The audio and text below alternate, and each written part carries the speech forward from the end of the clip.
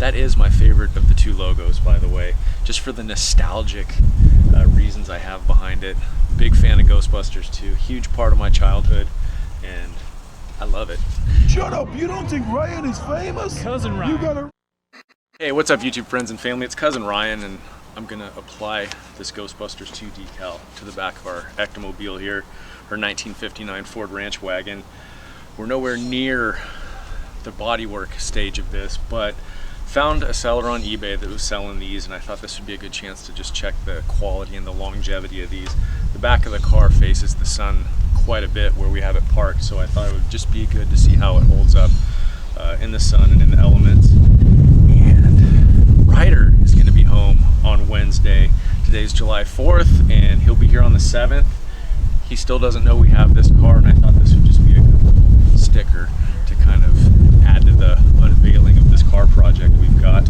So this is one of those deals that you actually peel off the backing, place the decal on there, and then peel this front piece of paper off. I like to use blue painter's tape and put it across the top here. It's sort of a little bit of a hinge, and then you can lay it down exactly. Give you a chance to line it up and then lay it down exactly where you want it before you apply it.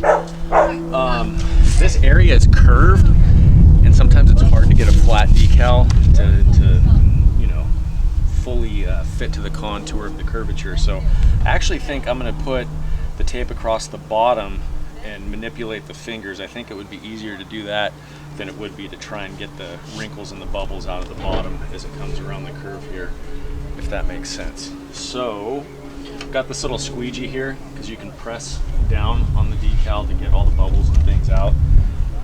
Is that enough talking? Should we just do it? Let's do it. Like I said, this isn't meant to be a permanent application here. So I think I want to put it right about here. And this might actually be a permanent place for this logo once we finish this car. Just because if we have the tailgate down and we're sitting on it, it still exposes the logo, whereas when the tailgate's down, if the logo's on the back of the tailgate, you won't see it. Let's just step back here and look. There's lots of different lines to line this up to. I think I'm gonna make it parallel with the gate seam right there. I'm gonna apply our little hinge with the blue tape. Got our squeegee here. I don't know, we'll see how this works. I'm not a professional. I'm just a dork that knows. Oh, you know what? Dang, man. Let's, I'm gonna pause this and grab some scissors. Hang on. So I noticed the tape has run along the back here, so it can't, the front just won't peel off immediately. So I'm just gonna take the edges off. Hopefully.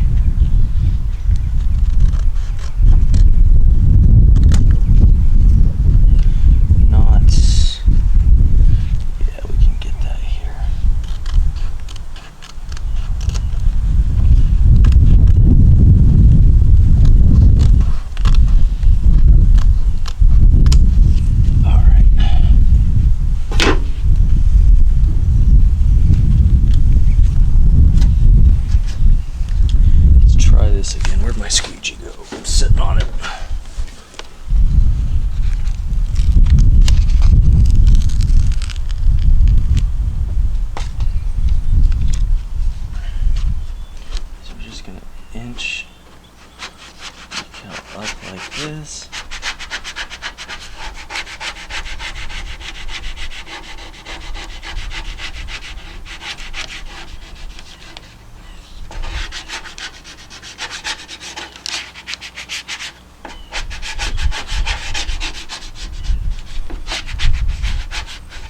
And if we did it right,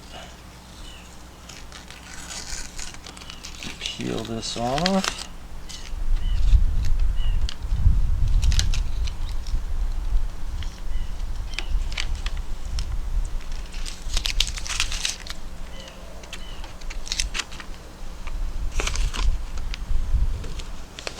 man, look at that. Almost like we knew what we were doing. All right, guys, well, there you go. It was pretty simple. It turned out, I'm actually really happy with how that turned out right there. Yeah, thanks for hanging out with me while I applied our Ghostbusters 2 decal. That is my favorite of the two logos, by the way, just for the nostalgic reasons I have behind it. Big fan of Ghostbusters 2, huge part of my childhood, and I love it. All right, until next time, be excellent to each other. You know, say it's cousin Ryan on the Hollywood Boulevard. You know, say he bigger than any superstar. All of us spit you some real dope bar. Some them sweeter than any chocolate bar. Boom! Hey.